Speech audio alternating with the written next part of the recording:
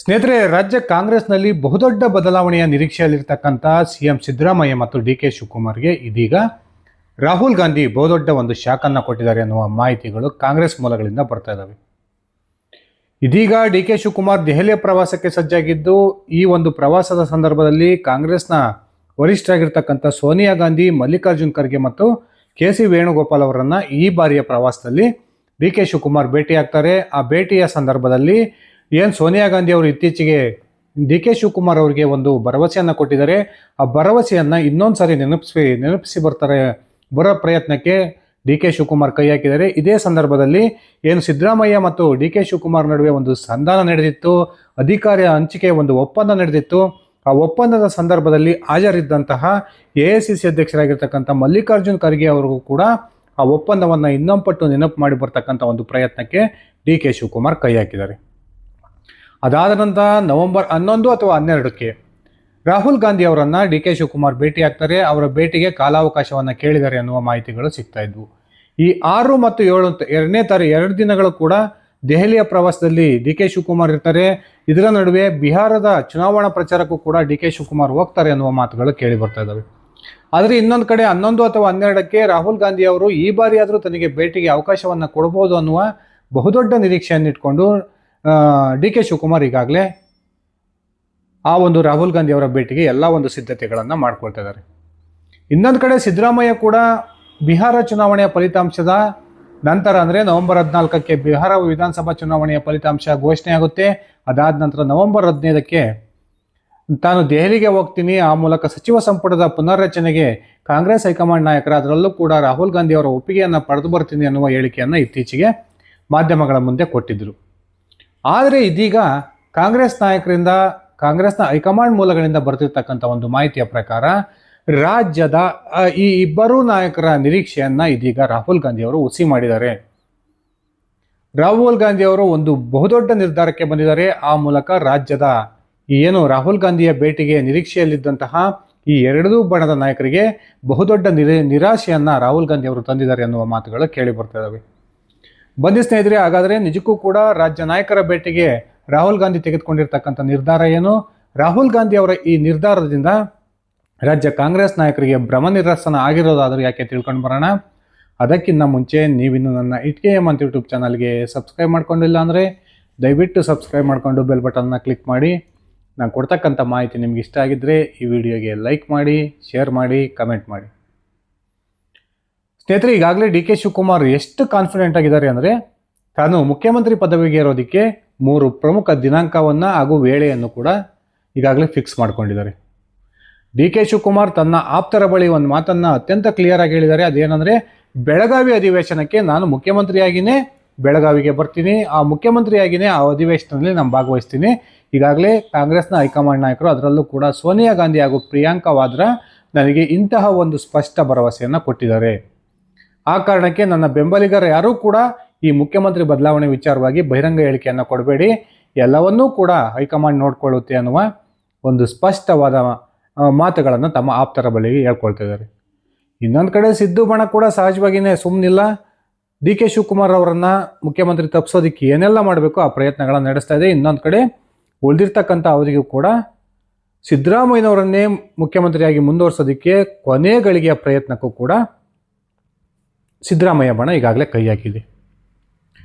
ಈ ಬೆಳವಣಿಗೆಗಳ ನಡುವೆ ಡಿ ಕೆ ಶಿವಕುಮಾರ್ ಮತ್ತು ಸಿದ್ದರಾಮಯ್ಯ ರಾಹುಲ್ ಗಾಂಧಿ ಅವರನ್ನು ಭೇಟಿಯಾಗಬೇಕು ಅನ್ನುವ ಒಂದು ಪ್ರಯತ್ನವನ್ನು ನಡೆಸ್ತಾ ಇದ್ದಾರೆ. ಆ ಮೂಲಕ 11 ಅಥವಾ 12ನೇ ತಾರೀಕು ಡಿ ಕೆ ಶಿವಕುಮಾರ್ ರಾಹುಲ್ ಗಾಂಧಿ ಅವರ ಭೇಟಿಗೆ ಸಮಯವನ್ನು ಕೇಳಿದ್ದಾರೆ. ಇನ್ನೊಂದು ಕಡೆ 15ರ ನಂತರ 3 ದಿನಗಳ ಕಾಲ ಸಿದ್ದರಾಮಯ್ಯನವರು ಕೂಡ ದೆಹಲಿಯ ಪ್ರವಾಸವನ್ನು ಮಾಡ್ತಾರೆ. ಆ ಒಂದು ಸಂದರ್ಭದ ನಂತರ ನವೆಂಬರ್ 20ಕ್ಕೆ ಏನು ರಾಹುಲ್ ಗಾಂಧಿ ಅವರು ರಾಜ್ಯಕ್ಕೆ ಬರ್ತಾರೆ. ಆ ರಾಜ್ಯಕ್ಕೆ ಬಂದಂಥ ಸಂದರ್ಭದಲ್ಲಿ ಇಲ್ಲಿಯೇ ಎಲ್ಲವೂ ಕೂಡ ತೀರ್ಮಾನ ಆಗುತ್ತೆ ಅನ್ನುವ ನಿರೀಕ್ಷೆಯನ್ನು ಕಾಂಗ್ರೆಸ್ನ ಎರಡೂ ಬಣದ ನಾಯಕರು ಇಟ್ಕೊಂಡಿದ್ರು. ಆದರೆ ಸತತ 10 ತಿಂಗಳಿನಿಂದ ಡಿ ಕೆ ಶಿವಕುಮಾರ್ ಅವರ ಭೇಟಿಗೆ ರಾಹುಲ್ ಗಾಂಧಿ ಅವರು ಅವಕಾಶವನ್ನು ಮಾಡಿಕೊಟ್ಟಿಲ್ಲ ಅಂತಕ್ಕಂಥ ಒಂದು ಸ್ಫೋಟಕ ಮಾಹಿತಿಯನ್ನು ನಾನು ಈ ಹಿಂದೆನೇ ಹಂಚಿಕೊಂಡಿದ್ದೆ. ಈಗ ಕರ್ನಾಟಕದ ಈ ಬಿಕ್ಕಟ್ಟನ್ನು ಬಗೆಹರಿಸೋದಕ್ಕೆ ರಾಹುಲ್ ಗಾಂಧಿ ಅನಿವಾರ್ಯವಾಗಿ ಎಂಟ್ರಿ ಆಗ್ತಾರೆ ಅನ್ನುವ ನಿರೀಕ್ಷೆಗಳಿತ್ತು. ಆದರೆ ಇದೀಗ ರಾಹುಲ್ ಗಾಂಧಿ ಒಂದು ಪ್ರಮುಖ ನಿರ್ಧಾರಕ್ಕೆ ಬಂದಿದ್ದಾರೆ.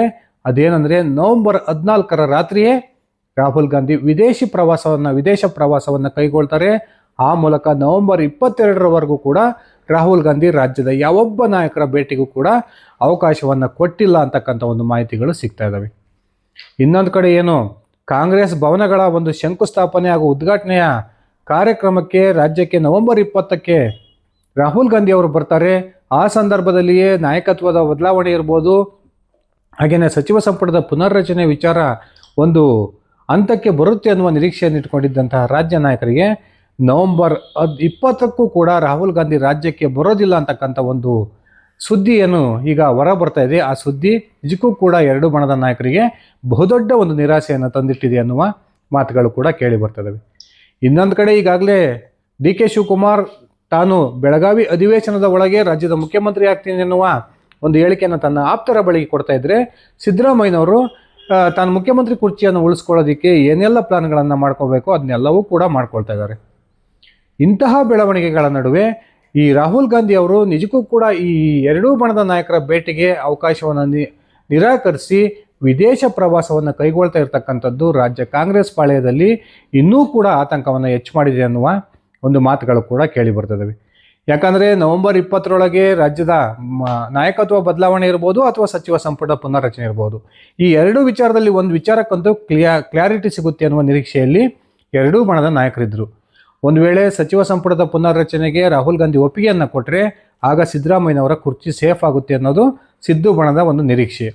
ಇನ್ನೊಂದು ಕಡೆ ಮುಖ್ಯಮಂತ್ರಿ ಬದಲಾವಣೆ ವಿಚಾರಕ್ಕೆ ರಾಹುಲ್ ಗಾಂಧಿ ಅವರು ಏನಾದರೂ ಒಪ್ಪಿಗೆಯನ್ನು ಕೊಟ್ಟರೆ ಡಿ ಕೆ ಶಿವಕುಮಾರ್ ರಾಜ್ಯದ ಮುಖ್ಯಮಂತ್ರಿ ಆಗ್ತಾರೆ ಅನ್ನುವ ನಿರೀಕ್ಷೆಯಲ್ಲಿ ಈ ಡಿ ಕೆ ಬಣ ಇತ್ತು. ಆದರೆ ಇದೀಗ ಕರ್ನಾಟಕದ ಈ ಒಂದು ಕಾಂಗ್ರೆಸ್ನ ಬಿಕ್ಕಟ್ಟಿಗೆ ಕೈ ಹಾಕಿ ಜೇನುಗೂಡಿಗೆ ಕಲ್ಲೊಡೆದಂತಹ ಪರಿಸ್ಥಿತಿಯನ್ನು ತಂದುಕೊಳ್ಳೋದು ಬೇಡ ಅನ್ನುವ ಒಂದು ಮನಸ್ಥಿತಿಗೆ ಬಂದಿರತಕ್ಕಂಥ ಕಾಂಗ್ರೆಸ್ ಹೈಕಮಾಂಡ್ ನಾಯಕರು, ಅದರಲ್ಲೂ ಕೂಡ ಅತ್ಯಂತ ಪ್ರಮುಖವಾಗಿ ರಾಹುಲ್ ಗಾಂಧಿ ಅವರು ಈ ರಾಜ್ಯ ನಾಯಕರನ್ನು ಭೇಟಿಯಾಗದೆ ಏನು 11 ಮತ್ತು 12ಕ್ಕೆ ಡಿ ಕೆ ಶಿವಕುಮಾರ್, 15ರ ನಂತರ ಈ ಸಿದ್ದರಾಮಯ್ಯನವರು ರಾಹುಲ್ ಗಾಂಧಿ ಅವರನ್ನು ಭೇಟಿ ಆಗ್ತಕ್ಕಂಥ ಒಂದು ಸಮಯ ನಿಗದಿಯಾಗಿತ್ತು ಅನ್ನುವ ಮಾತುಗಳು ಕೇಳಿ ಬರ್ತಾ ಇದ್ವು. ಈ ಎರಡೂ ಮೀಟಿಂಗ್ಗಳನ್ನು ರಾಹುಲ್ ಗಾಂಧಿ ಕ್ಯಾನ್ಸಲ್ ಮಾಡಿ ಇದ್ದಕ್ಕಿದ್ದಾಗೆ ಫಾರಿನ್ ಟ್ರಿಪ್ ಹೋಗ್ತಾ ಇರ್ತಕ್ಕಂಥದ್ದು ರಾಜ್ಯ ಕಾಂಗ್ರೆಸ್ನಲ್ಲಿ ಒಂದು ರೀತಿಯ ಹೊಸ ರೀತಿಯ ಸಂಚಲನವನ್ನು ಹುಟ್ಟಾಕಿದೆ ಅನ್ನುವ ಮಾತುಗಳು ಕೇಳಿ ಬರ್ತದವೆ. ಇನ್ನೊಂದು ಕಡೆ ಈಗ ಏನು ನಾಳೆಯಿಂದ 2 ದಿನಗಳ ಕಾಲ ಡಿ ಕೆ ಶಿವಕುಮಾರ್ ದೆಹಲಿಯ ಪ್ರವಾಸವನ್ನು ಕೈಗೊಳ್ತಾರೆ. ಆ ಪ್ರವಾಸದ ಸಂದರ್ಭದಲ್ಲಿ ಸೋನಿಯಾ ಗಾಂಧಿ, ಕೆ ಸಿ ವೇಣುಗೋಪಾಲ್, ಪ್ರಿಯಾಂಕಾ ವಾದ್ರಾ ಹಾಗೂ ಮಲ್ಲಿಕಾರ್ಜುನ್ ಖರ್ಗೆ ಅವರನ್ನು ಭೇಟಿ ಆಗ್ತಾರೆ.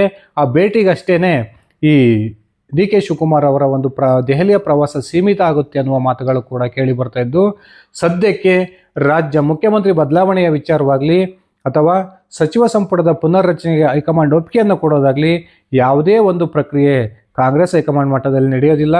ಆ ಮೂಲಕ ಸದ್ಯದ ಪರಿಸ್ಥಿತಿಗೆ ರಾಜ್ಯದಲ್ಲಿ ಯಥಾಸ್ಥಿತಿ ಮುಂದುವರಿಯುತ್ತೆ ಅನ್ನುವ ಒಂದು ಮಾತುಗಳು ಕೂಡ ಕಾಂಗ್ರೆಸ್ ಮೂಲಗಳಿಂದ ಕೇಳಿ ಬರ್ತಾ ಇದ್ದಾವೆ. ಈಗಾಗಲೇ ಡಿ ಕೆ ಶಿವಕುಮಾರ್ ತನ್ನ ಏನು ಮುಖ್ಯಮಂತ್ರಿ ಪದಗ್ರಹಣಕ್ಕೆ ಒಂದು ದಿನಾಂಕವನ್ನು ನಿಗದಿ ಮಾಡಿಕೊಂಡಿದ್ರು ಕೂಡ ನವೆಂಬರ್ 26, 24 ಹಾಗೂ ನವೆಂಬರ್ 21 ಈ 3 ದಿನಾಂಕಗಳನ್ನು ನಿಗದಿ ಮಾಡಿಕೊಂಡಿದ್ರು ಕೂಡ ರಾಹುಲ್ ಗಾಂಧಿ ಅವರು ದಿಢೀರಾಗಿ ವಿದೇಶ ಪ್ರವಾಸವನ್ನು ಕೈಗೊಳ್ತಿರ್ತಕ್ಕಂಥದ್ದು. ಈ 3 ದಿನಾಂಕಗಳಲ್ಲೂ ಕೂಡ ಯಾವುದೇ ಕಾರಣಕ್ಕೂ ಡಿ ಕೆ ಶಿವಕುಮಾರ್ ಮುಖ್ಯಮಂತ್ರಿ ಆಗುವ ಸಾಧ್ಯತೆಗಳು ತೀರಾ ಕಡಿಮೆ ಅನ್ನುವ ಮಾತುಗಳು ಕೂಡ ಕೇಳಿ ಬರ್ತದವೆ. ಸ್ನೇಹಿತರೆ, ನಿಮ್ಮ ಅಭಿಪ್ರಾಯದ ಪ್ರಕಾರ ರಾಹುಲ್ ಗಾಂಧಿ ಅವರು ದಿಢೀರಾಗಿ ವಿದೇಶ ಪ್ರವಾಸವನ್ನು ಕೈಗೊಂಡಿರ್ತಕ್ಕಂಥದ್ದು ನಿಜಕ್ಕೂ ಕೂಡ ರಾಜ್ಯ ನಾಯಕರಿಂದ ಅಂತರವನ್ನು ಕಾಯ್ದುಕೊಳ್ಳುವ ಉದ್ದೇಶದಿಂದನ ಅಥವಾ ರಾಹುಲ್ ಗಾಂಧಿ ಅವರ ತಲೆಯಲ್ಲಿ ಬೇರೆ ಏನಾದರೂ ಓಡ್ತಾ ಇದೆಯಾ? ನಿಮ್ಮ ವೈಯಕ್ತಿಕ ಅಭಿಪ್ರಾಯವನ್ನು ಕಮೆಂಟ್ ಮಾಡಿ. ಇದಿಷ್ಟಾಗಿತ್ತು ನನ್ನ ಇವತ್ತಿನ ಈ ವಿಡಿಯೋ. ನಾನು ಕೊಟ್ಟಿರ್ತಕ್ಕಂಥ ಮಾಹಿತಿ ನಿಮ್ಗೆ ಇಷ್ಟ ಆಗಿದ್ದರೆ ಈ ವಿಡಿಯೋಗೆ ಲೈಕ್ ಮಾಡಿ, ಶೇರ್ ಮಾಡಿ, ಕಮೆಂಟ್ ಮಾಡಿ. ನೀವಿನ್ನು ನನ್ನ ಇಟ್ಗೆ ಹೇಮಂತ್ ಯೂಟ್ಯೂಬ್ ಚಾನಲ್ಗೆ ಸಬ್ಸ್ಕ್ರೈಬ್ ಮಾಡ್ಕೊಂಡಿಲ್ಲ ಅಂದರೆ ದಯವಿಟ್ಟು ಸಬ್ಸ್ಕ್ರೈಬ್ ಮಾಡಿಕೊಂಡು ಬೆಲ್ ಬಟನ್ನ ಕ್ಲಿಕ್ ಮಾಡಿ. ಧನ್ಯವಾದಗಳು ಸ್ನೇಹಿತರೆ, ಶುಭ ದಿನ.